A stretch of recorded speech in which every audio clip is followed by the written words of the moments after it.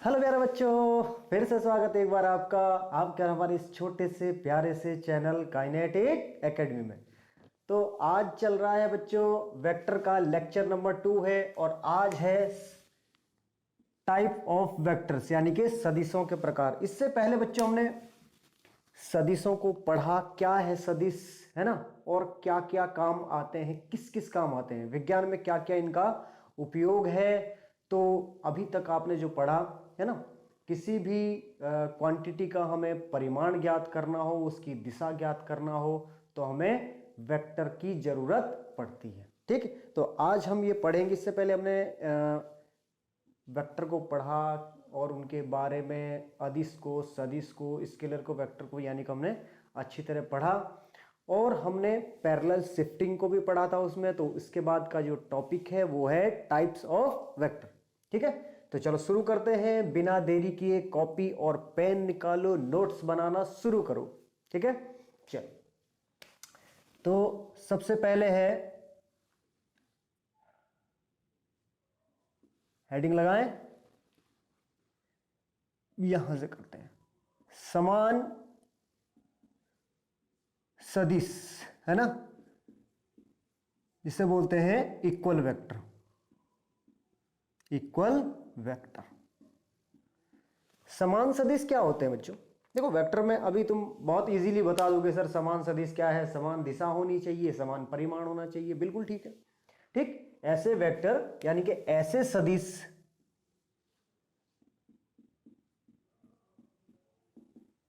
ऐसे सदिश जिनका परिमाण यानी कि मैग्नीट्यूड तथा दिशा, परिमाण तथा दिशा दोनों क्या हो, समान हो, तो क्या कहलाते हैं? समान सदिश कहलाते हैं। क्या कहलाते हैं बेटा? समान सदिश कहलाते हैं। लो, लिख दिया, समान सदिश कहलाते हैं। एक बार देख लें, स्क्रीन में दिखाई दे रहा है? नहीं? वेरी गुड, बहुत अच्छा। चलो, समान सदिश कहलाते हैं। ठीक है, अब समान सदिश में क्या क्या, पहली कंडीशन हमने क्या बताई? परिमाण, है ना, परिमाण समान होगा। दूसरी कंडीशन हमने क्या बताई? दिशा। कहने का मतलब क्या है, यदि हम ये कहें कि वेक्टर या सदिश कह लो, ठीक है, वेक्टर कह लो या सदिश कह लो, एक ही बात है। वेक्टर ए को, यदि वेक्टर ए बराबर 4 मीटर दक्षिण कह लो इसे, 4 मीटर दक्षिण, ठीक, और वेक्टर बी को हम ये कह दें कि यहां तो देखो, यहां क्या है, दिशा हमारी पूरी कंप्लीट है। यदि ये कहें कि हम दक्षिण है, अब यदि हम इसे ये कहें कि वेक्टर बी 4 मीटर क्या पश्चिम, 4 मीटर पश्चिम, देखो परिमाण समान है लेकिन दिशाएं क्या है, अलग अलग है। लेकिन दिशा क्या है, अलग अलग है। तो यहां पे ये क्या हो, देखो यहां पे एक चीज तो हो सकती है, परिमाण दोनों के समान है, तो हम जो इनका मॉड निकालेंगे, vector A is equal to vector B. दोनों सदिशों का क्या है, परिमाण यानी कि मैग्नीट्यूड समान है। लेकिन यदि हम बात करें कि वेक्टर ए, क्या वेक्टर ए वेक्टर बी के बराबर है, तो यहां पे बराबर नहीं है। वेक्टर ए वेक्टर बी के बराबर क्यों नहीं है बच्चों? आसानी से तुम्हें यहां से दिखाई दे रहा है, क्योंकि इसकी दिशा दक्षिण है, इसकी दिशा पश्चिम है, और हमने ऊपर कहा है कि दिशा भी समान होनी चाहिए, दिशा भी समान होनी चाहिए। ठीक है, चलो। अब एक तीसरा और वेरी वेरी इंपॉर्टेंट पॉइंट क्या है बच्चों, अगर हम ये कह दें, क्या कह दें, अगर हम ये कहें कि vector A, vector A, vector A को, चलो यार इसे वेक्टर लिखने की जरूरत नहीं बार बार, ये यदि वेक्टर ए बराबर 5 मीटर पूरब, ठीक, और वेक्टर बी बराबर 5 ही मीटर, सॉरी 5 मीटर नहीं, 5 न्यूटन पूरब, इसे क्या कहोगे? क्या वेक्टर समान है या नहीं? देखो दिशा भी समान है, दिशा क्या है दोनों की? पूरब है, यानी कि दिशा भी दोनों की समान है, दिशा समान है, डायरेक्शन समान है, और मैग्नीट्यूड क्या है? परिमाण भी क्या है?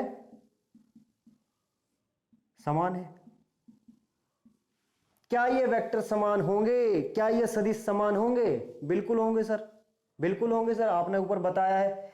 तो बेटा ये जो है vector A is not equal to vector B. अरे सर आपने तो अपना लिखा हुआ ही बेकार कर दिया। यहां पे बेटा तीसरा पॉइंट क्या कहता है? तीसरा पॉइंट ये कहता है कि जो मात्रक है वो भी क्या होना चाहिए? समान होना चाहिए। अलग अलग यूनिट के जो हमारे पास वेक्टर रहेंगे, चाहे उनका मैग्नीट्यूड सेम हो, चाहे यानी कि परिमाण समान हो, चाहे दिशा समान हो, लेकिन यदि उनकी क्या है? मात्रक, यदि उनका मात्रक अलग अलग है तो वे वेक्टर क्या होंगे? समान नहीं होंगे, वेक्टर समान नहीं होंगे। तो यानी कि यहां पे मात्रक भी समान होना चाहिए, मात्रक भी समान होना चाहिए, मात्रक भी समान होना चाहिए। इतनी बात समझ में आ गई बच्चों? वेरी गुड, बहुत सुंदर। चलो बहुत अच्छी बात। अब आते हैं हम कि क्या है भाई, इतनी कंडीशन समझ में आ गई बच्चों। अब आते हैं नेक्स्ट पे, विपरीत या नंबर 2 पे आते हैं, विपरीत या ऋणात्मक सदिश। ठीक, विपरीत या ऋणात्मक सदिश, ऑपोजिट एंड नेगेटिव वेक्टर। ठीक है, ऑपोजिट एंड नेगेटिव वेक्टर। ठीक है,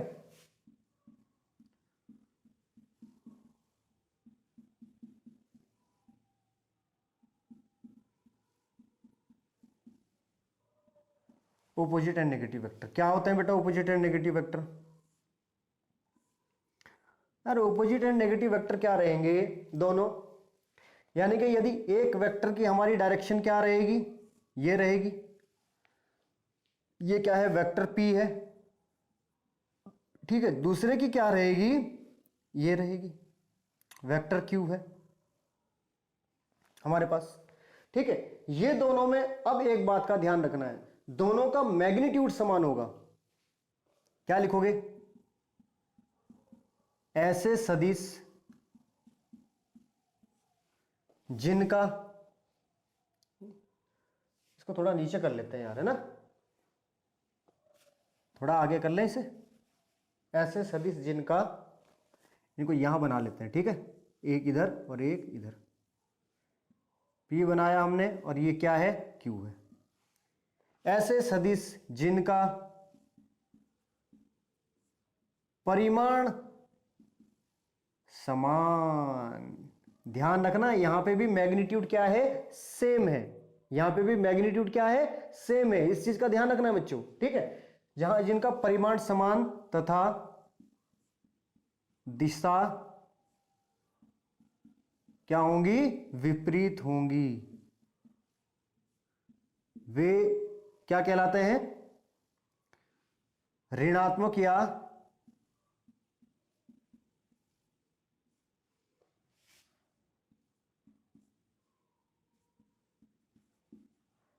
विपरीत सदिश कहलाते हैं। ठीक है बेटा, विपरीत सदिश कहलाते हैं। ठीक, यानी कि vector P is equal to minus K vector Q, इसे ऐसे लिखेंगे। ठीक है, यानी कि ये इसके नेगेटिव के बराबर होगा। ये इसे ऐसे भी लिख सकते हैं, vector Q is equal to minus K vector P, इसे ऐसे भी लिख सकते हैं। इतनी बात समझ में आ गई? देखें जरा स्क्रीन में दिख भी रहा है या नहीं, ज्यादा डाउन तो नहीं हो गया? ज़्यादा डाउन नहीं, बच गया थोड़ा सा, ठीक है। चलो इसको ऐसे भी लिख लो यार, यहाँ ज़्यादा इतना ज़्यादा रिस्क ही क्यों लेना है, यानी कि vector q is equal to minus K vector p, इसको ऐसे भी लिखा जा सकता है। तो इतनी बात समझ में आ गई। लेकिन लेकिन लेकिन क्या है, यहां पे इस बात का ध्यान रखना कि क्या परिमाण समान है, मैग्नीट्यूड क्या है बेटा, सेम है। ऑपोजिट ये मत समझ लेना कि मैग्नीट्यूड भी इनका जो है सेम नहीं होगा, नहीं, मैग्नीट्यूड सेम होगा, बस क्या होगा, डायरेक्शन जो है वो चेंज होगी बस, ठीक, डायरेक्शन चेंज होगी, डायरेक्शन ऑपोजिट होगी, ठीक है। चलो चलते हैं नेक्स्ट पे, समांतर व प्रति समांतर, पैरेलल एंड एंटी पैरेलल, ठीक है, पैरेलल एंड एंटी पैरेलल।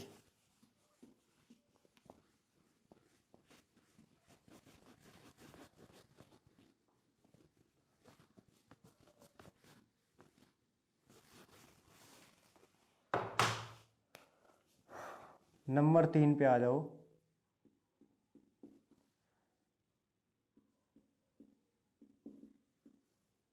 समांतर तथा प्रति समांतर। अभी तुम ये मत कहना कि सर इसे असमांतर भी तो लिख सकते थे, इसका कारण अभी बताऊंगा बेटा, इसे असमांतर क्यों नहीं लिख सकते थे, ठीक है ना। सदिश, ठीक,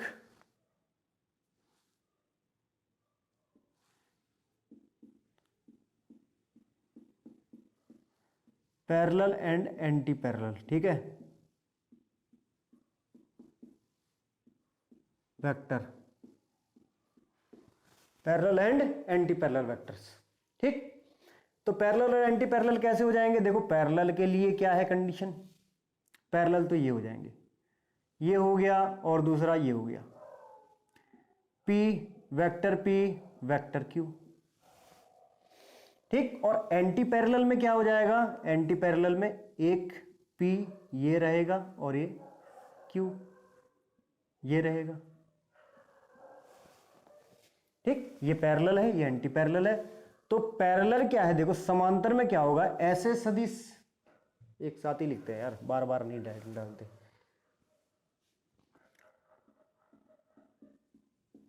ऐसे सदिश जो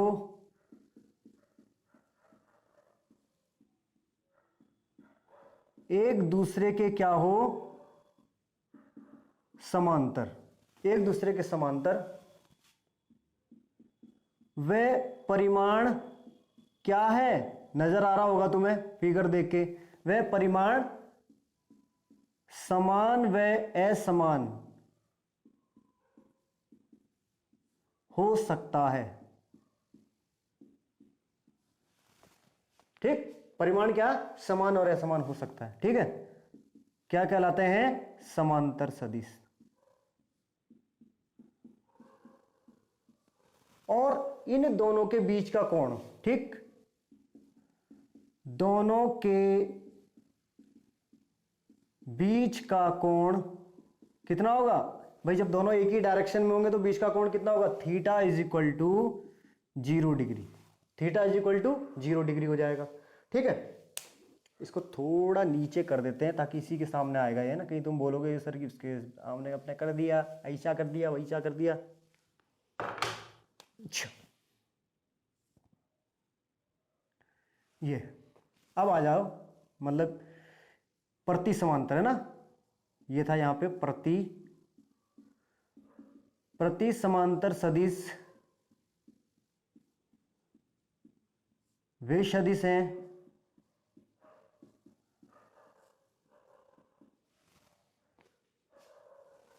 जो एक दूसरे के विपरीत, ठीक है, परंतु समांतर। अब ध्यान रखना, विपरीत बता दिया है मैंने पहले, ठीक है, इसलिए विपरीत समांतर होगी, ठीक है, विपरीत समांतर या प्रति समांतर लिख लो, प्रति समांतर हो ठीक है। तथा देखो यहां पे भी क्या है, परिमाण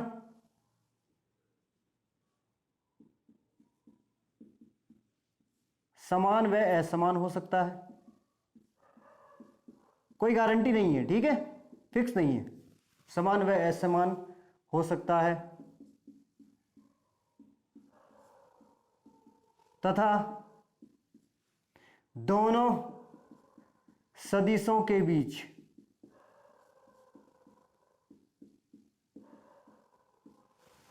का कोण, दोनों सदिशों के बीच का कोण थीटा बराबर 180 डिग्री होता है, थीटा बराबर 180 डिग्री होता है, ठीक है। देखो जरा, ये इस तरीके से होगा और दूसरा इस तरीके से होगा, तो 180 डिग्री तो होगा बेटा, ये यानी कि पूंछ से पूंछ यदि हम मिलाएं इनकी, इस वेक्टर की यदि पूंछ से पूंछ मिलाएंगे हम, तो क्या होगा, समांतर, अरे ये तो इधर ही रहेगा, ये तो इधर ही रहेगा ना, एंटी पैरेलल तो ये है।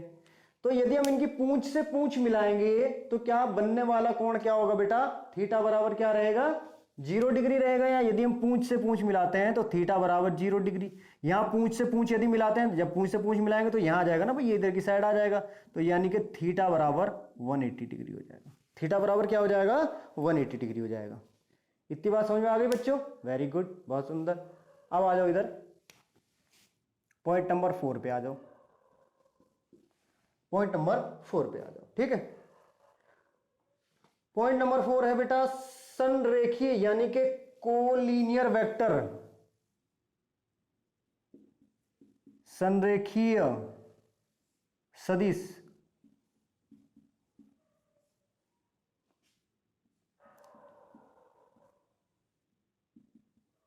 कोलिनियर वेक्टर, ठीक है, कोलिनियर वेक्टर।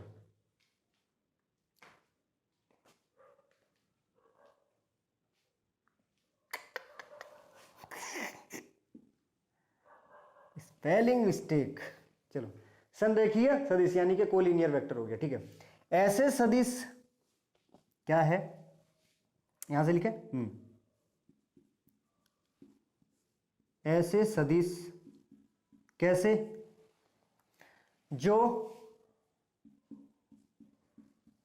एक ही क्या है, रेखा पर बन रहे हों, ठीक, ऐसे सदिश जो एक ही रेखा पर बन रहे हों और क्या होंगी, जिनकी दिशा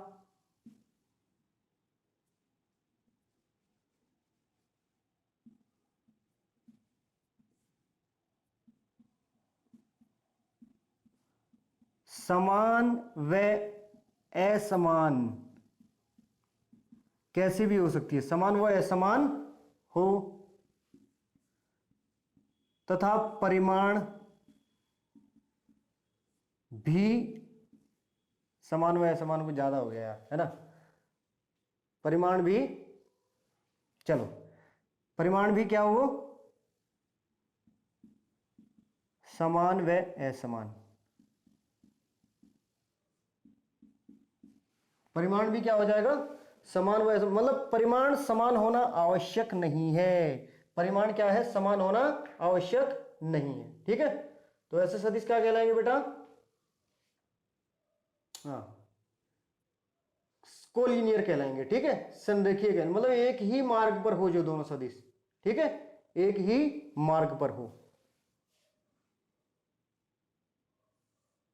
ऐसे भी हो सकती है इनकी डायरेक्शन, पी हो गया, ठीक है, या ऐसे देखो, हाँ चलो ठीक है, ये हो गया, ये इस तरीके से, ठीक है,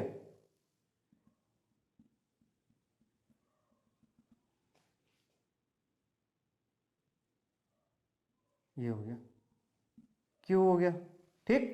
और ये ऐसे में इधर भी हो सकता है, ये देखो इस तरीके से भी हो सकता है, ये कहने का मतलब इसकी डायरेक्शन इधर, इसकी डायरेक्शन इधर, ऐसे भी हो सकता है, ठीक है। तो ये P हो गया और ये Q हो गया, मतलब दिशा भी समान है और ये चलो, दिशा भी असमान और परिमाण भी, दिशा भी और परिमाण भी असमान। ठीक है, उतार दिया इतना, उतारो जल्दी से, जल्दी से उतार लीजिए, फिर करवाते हैं थोड़ा नया पॉइंट। 4 पॉइंट हो गए। अब है सह समतलीय, अब है संरेखीय हो गया, संरेखीय यानी कि एक ही रेखा पर। ठीक है, यानी कि एक ही रेखा पर। चलो अब बात करते हैं, आज का छोटा सा टॉपिक है यार ये, आज टाइप ऑफ वेक्टर्स, बस इतना ही आज करवाएंगे।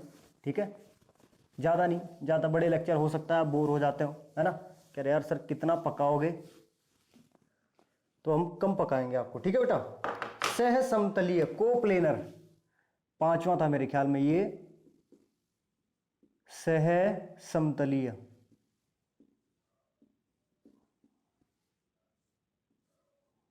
सदिश, सह समतलीय सदिश, है ना।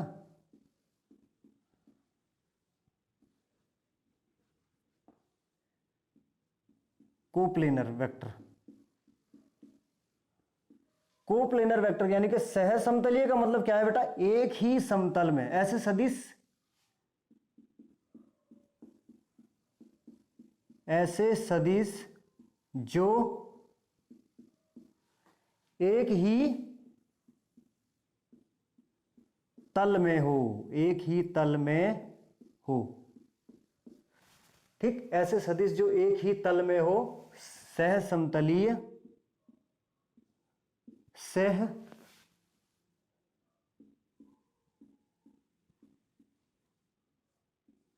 समतलीय सदिश कहलाते हैं।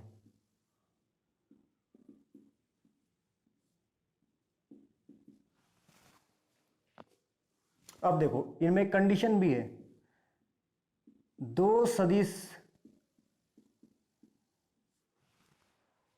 क्या हो सकते हैं, एक समतल में इजीली, हमेशा एक समतल में रहते हैं। ठीक है, दो सदिश हमेशा एक तल में रहते हैं, दो सदिश हमेशा एक तल में रहते हैं। जैसे अभी यदि मैं बात करूं, ये बुक है मेरे पास, ठीक है, ये देखो इस तरीके से ऐसे है, ये समतल है, ये देखो ये इस तरीके से हो गया। ठीक, चाहे तुम कैसे भी कर लो, ऐसे कर लो, ऐसे कर लो, यानी कि एक समतल में दो सदिश, एक समतल में दो सदिश, ऐसे कर लो, ऐसे कर लो, कैसे भी कर लो, कैसे मोड़ लो, तो एक समतल में दो सदिश इजीली रह सकते हैं। ठीक है बेटा, एक समतल में दो सदिश इजीली रह सकते हैं। अच्छा, यदि हम तीसरे सदिश की बात करें, सेकंड पॉइंट, यदि हम तीसरे सदिश की बात करें, क्या एक समतल में तीन सदिश रह सकते हैं? क्या एक समतल में तीन सदिश रह सकते हैं? एक समतल में तीन सदिश क्या हो सकता है बेटा? चलो देखो, यदि हम बात करें, अभी यदि हम तीन सदिश की बात करें, यार तीन सदिश अगर हमारे इस तरीके से रहेंगे, चलो इसको ही मान लेते हैं ना, सॉरी चलो ठीक है, ये है जैसे, अब यदि एक सदिश ये हो गया, एक सदिश ये हो गया, इस तरह रख लिया हमने, ये इस तरह देखो है ना, इस तरीके से होगा ये। ठीक है, दो सदिश तो ये एक प्लेन में तो रहेंगे ही रहेंगे। यदि हम तीसरे सदिश की बात करें, तो तीसरे सदिश को अगर हम तीसरे सदिश को इस तरह रखेंगे तो तीन सदिश बिल्कुल रह सकते हैं एक तल में। यदि हम तीसरे सदिश को इस तरीके से रखेंगे तो तीसरे सदिश बिल्कुल रह सकते हैं एक तल में, रह सकते हैं तीन सदिश इस तरीके से, ये है ना, एक तल में रह सकते हैं तीन सदिश। लेकिन यदि इस तरीके से हो जाए कि यानी कि अगर ये ऐसे आ जाएगा, ठीक, तो फिर दिक्कत हो जाएगी, फिर तीन सदिश एक तल में नहीं रह पाएंगे। तो इसका मतलब ये कंडीशन क्या है? कंडीशन ये है कि तीन सदिश एक तल में, तीन सदिश एक तल में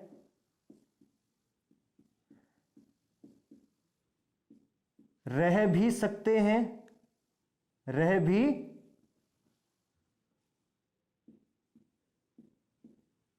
सकते हैं और नहीं भी, और नहीं भी रह भी सकते हैं और नहीं भी रह सकते। ठीक है, दोनों कंडीशन है यहां पे। चलो अब आती है बात किसकी, समवर्ती, ठीक है, कॉन्करेंट वेक्टर, समवर्ती, ठीक है, समवर्ती सदिश।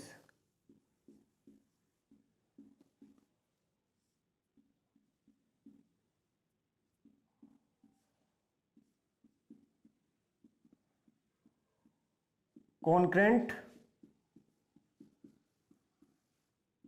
कॉन्करेंट वेक्टर, ठीक है। यह तो ये क्या है बेटा, जब दो या दो से अधिक सदिश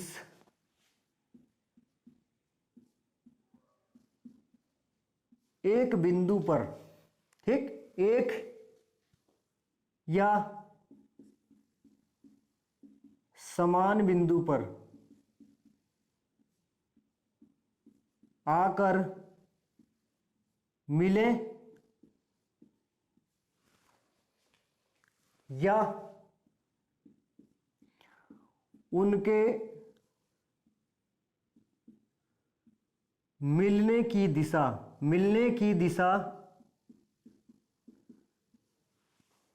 या उनके मिलने की दिशा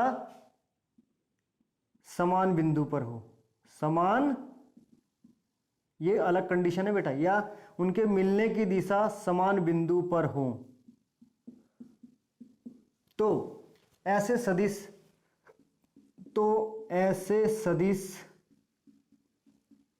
क्या कहलाएंगे, समवर्ती सदिश कहलाएंगे, समवर्ती सदिश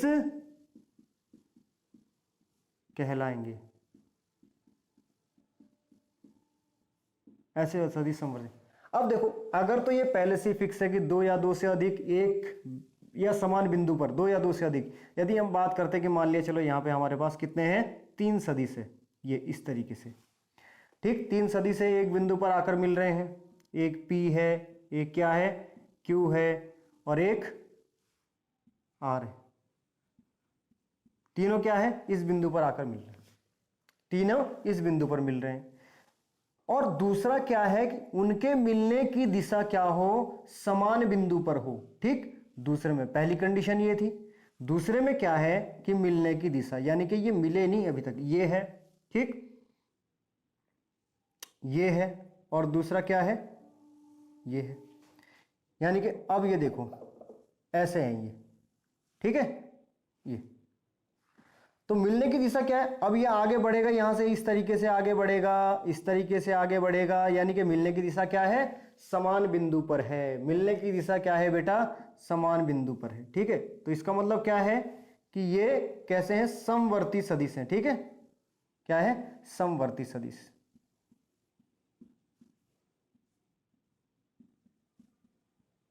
समवर्ती सदिश हैं।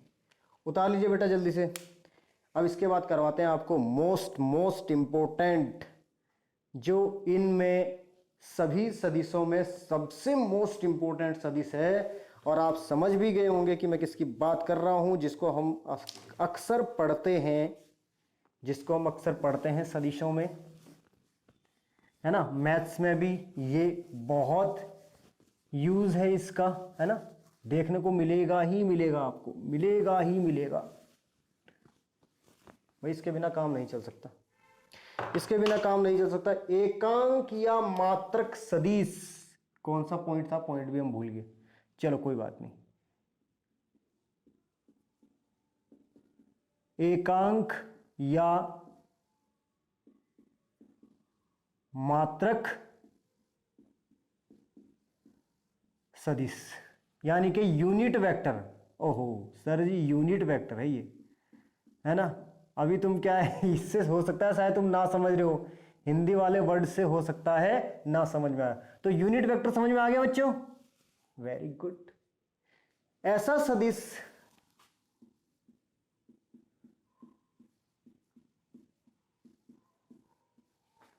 जिसका परिमाण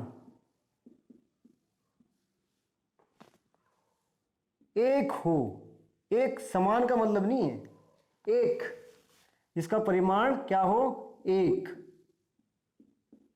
जिसका मैग्नीट्यूड एक हो।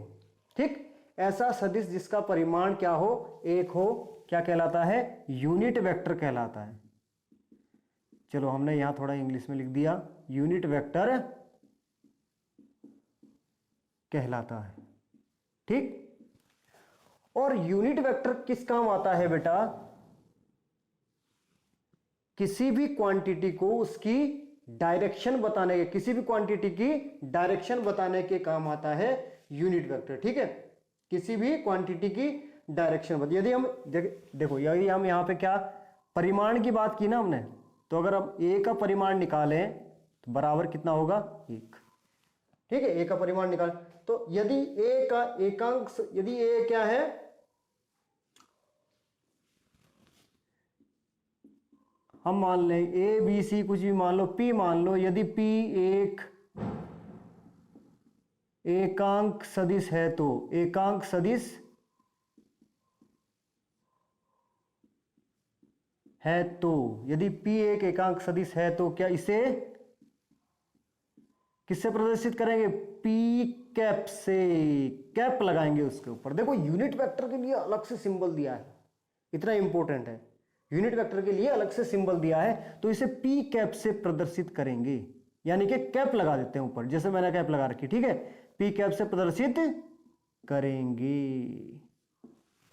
ठीक, P कैप से प्रदर्शित करेंगे। तो यदि हमें मान लिया कभी निकालना हो जैसे P का डायरेक्शन, ठीक, तो कैसे करेंगे हम, यहां पे वेक्टर P अपॉन के P का मॉड ऑफ P, ध्यान रखना, यानी कि magnitude of vector P upon, यदि हमें किसी का यूनिट वेक्टर फाइंड करना हो किसी भी क्वांटिटी का, तो कैसे करेंगे हम उसका यूनिट वेक्टर, कैसे फाइंड करेंगे, उसका वेक्टर अपॉन उसका मैग्नीट्यूड, इस तरीके से फाइंड करेंगे। बात समझ में आ गई बेटा, बात समझ में आ गई, वेरी गुड। तो एकांक सदिश का काम केवल सदिश को दिशा देने का काम है। ठीक है, एकांक सदिश का काम केवल, एकांक सदिश का कार्य केवल क्या है, सदिश को दिशा देने का कार्य है। एकांक सदिश का कार्य केवल सदिश को दिशा देने का कार्य है। अरे सर जी, कार्य कार्य कितने बार लिख दिया आपने, चलो कोई बात नहीं, अच्छा और समझ में आएगा। ठीक है, तो अब है लास्ट टाइप ऑफ वेक्टर का, ठीक, शून्य सदिश। क्या है, शून्य सदिश, इसे क्या कहते हैं, नल वेक्टर भी कहते हैं, नल वेक्टर। ठीक है, इसे नल वेक्टर भी कहते हैं। क्या लिखेंगे, ऐसा सदिश, पहले ही पता चल रहा है आपको, क्या पता चल रहा है कि जीरो है, तो ऐसा सदिश जिसका परिमाण यानी कि मैग्नीट्यूड, ठीक है, जिसका परिमाण क्या हो, शून्य हो। फिर सर जी जरूरत ही क्या थी इसकी, जरूरत पड़ेगी अभी आगे बताएंगे जब जरूरत पड़ेगी। ठीक है, इसका मैग्नीट्यूड क्या है, इसका जीरो है मैग्नीट्यूड, कोई वैल्यू नहीं है। लेकिन जो इंपॉर्टेंट पॉइंट अब आ रहा है, अब आ रहा है वो पॉइंट जो इंपॉर्टेंट है। ठीक है, लेकिन इसकी दिशा अनिश्चित होती है। ठीक है, अनिश्चित होती है। ठीक, इसकी दिशा अनिश्चित होती है, इसकी दिशा अनिश्चित होती है। कभी कभी ये वेक्टर भी बन जाता है, कभी कभी ये वेक्टर भी बन जाता है। ठीक है, यदि हमारे पास दो क्या हो, क्रॉस प्रोडक्ट हो रहा है, वेक्टर का क्रॉस प्रोडक्ट हो रहा है, तो क्रॉस प्रोडक्ट में क्या आता है, दो किसी भी क्वांटिटी का यदि क्रॉस प्रोडक्ट हो तो वो वेक्टर बनता है, बनता है नहीं बनता, दो किसी भी क्वांटिटी का यदि क्या हो रहा हो, क्रॉस प्रोडक्ट, तो क्या आता है बेटा, वो वेक्टर आता है, दो वेक्टर का क्रॉस प्रोडक्ट। अब यदि अगर किसी का क्रॉस प्रोडक्ट कितना आ रहा हो, 0 आ रहा हो, तो क्या बनेगा, ये वेक्टर बनेगा। ये क्या बनेगा, वेक्टर बनेगा। ठीक है, फिलहाल तुम इतना याद रखो कि ऐसा सदिश जिसका परिमाण शून्य हो लेकिन इसकी दिशा क्या होती है, अनिश्चित होती है, फिक्स नहीं होती, तो ऐसा सदिश क्या कहलाता है, शून्य सदिश कहलाता है। ऐसा सदिश क्या कहलाता है, शून्य सदिश। तो टाइप ऑफ वेक्टर बेटा आज पूरे हो गए। ठीक है, ये छोटा सा लेक्चर था आज का। मेहनत करते रहो और चैनल को शेयर और सब्सक्राइब जरूर करना है, अपने दोस्तों को शेयर करना है। ठीक है, ऑल द वेरी बेस्ट।